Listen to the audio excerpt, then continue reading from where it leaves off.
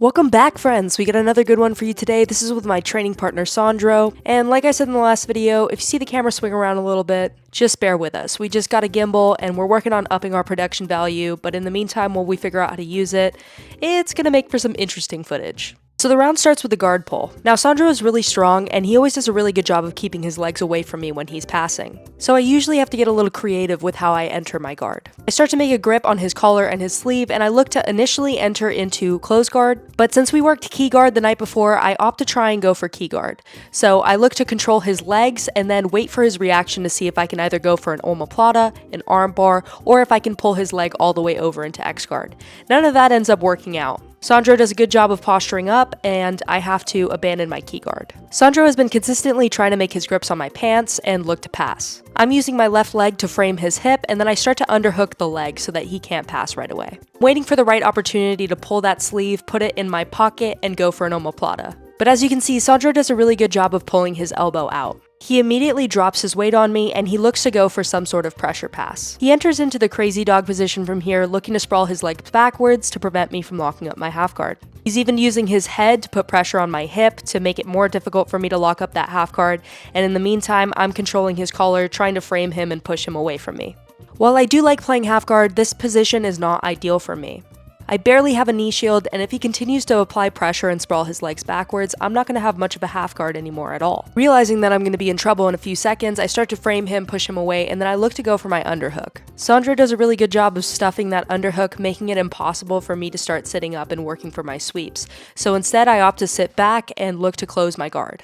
As Sandro falls into my close guard, we start to enter into one of my favorite positions recently. This position is called the shoulder crunch position. While I'm here, I'm able to attack a shoulder crunch armbar, or I can try and sweep him one way or the other with butterfly hooks. I opt to try and go for the shoulder crunch armbar, so my goal here is to try and extend him out. And then once I have that arm extended, I want to tuck my head on his wrist and start driving force across his elbow to try and get the tap.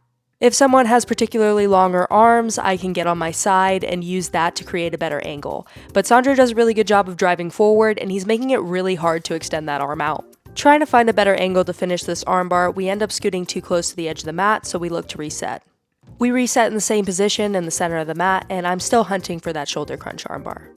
Now, if it hasn't been made clear by the entire minute that I've been in this position, Sandro's one arm is stronger than my entire body. And it doesn't look like I'm going to get the finish this way. Sandro's continuously driving forward, and then he starts to use his other arm to frame my neck, and eventually I have to abandon the shoulder crunch position. However, in posturing up, he leaves his other arm in, and I'm able to create an angle to go for another arm bar. I start to roll all the way through, and I'm able to finish this arm bar belly down. We look to reset, I make my grips, and I pull guard. If you guys can see, from my seated guard, I'm always looking to make a connection with my opponent's legs. I'll often make hooks with my feet, and I'll look to hook the back of my opponent's legs. I find that this allows me to not only track where my opponent is moving, but it also allows me to enter into dummy sweeps and set up guards. But in the meantime, Sandro makes a grip on my sleeve and my pant leg, he lifts them up, and he nearly passes my guard. I'm able to recover my guard, and I look to frame him away as I try and go for another armbar. Seeing that his arm is controlling my bottom leg, I look to grab that arm, throw my leg all the way over, and enter into a belly down armbar. But Sandro's aware of this, he quickly pulls his arm back, and he looks to pass again. He starts to make that same grip on my pants and my sleeve again, he pulls me over to the side, and once again, he's really close to a pass. I'm trying to keep my legs into frame, but as he moves from side to side, this gets increasingly more difficult. I opt to go to turtle so that he doesn't pass right away, and then from turtle, I have a quick second to think about how I'm going to stop him from passing.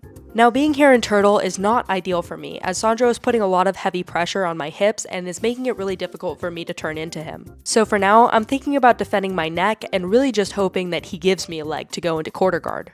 Turtle position is definitely something that I need to work on. Oftentimes I stay in turtle way too long, allow my training partner to settle in, and this gives them the opportunity to either wait for the right opportunity to put hooks in, or to start attacking my neck, and then I end up in some big trouble. So here I am once again very passive in turtle. I'm doing my best to keep my knees and elbows as close together as possible to prevent him from putting his hooks in and finishing a back take. Meanwhile, it appears that Sandro is looking to start attacking the neck, so he starts opening up my lapel and feeding that collar to his choking hand. I'm doing a little bit of hand fighting here to try and prevent him from making that grip, but he eventually is able to make that grip on my lapel. Now that grip on the lapel is not good for me. So you're gonna see here in a second that I start to slide my arm through and create a little bit of a frame. I put my hand on my forehead and this creates a frame in between Sandro's arm and my neck. Now if Sandro wants to go for a clock choke, he's gonna have to make that grip again under my arm. I leave too much space with my frame and Sandro's able to shoot that grip through again, but instead of grabbing my collar, he opts to go for a seatbelt. As he starts looking to drive me over to try and put his hook in, I opt to start posturing up a little bit so that I can try and turn into him. I am able to frame, turn into him, and then we end up in half guard. And that's pretty much the round. Thank you to Sandro so much for allowing me to film, and thank you so much to Professor Chico for filming. If you guys are enjoying this content, please like, comment, and subscribe. It really helps the channel grow. I'm so excited to keep making these videos, and I'm so thankful for all of you guys that are watching. I'll see you guys in the next one. Bye!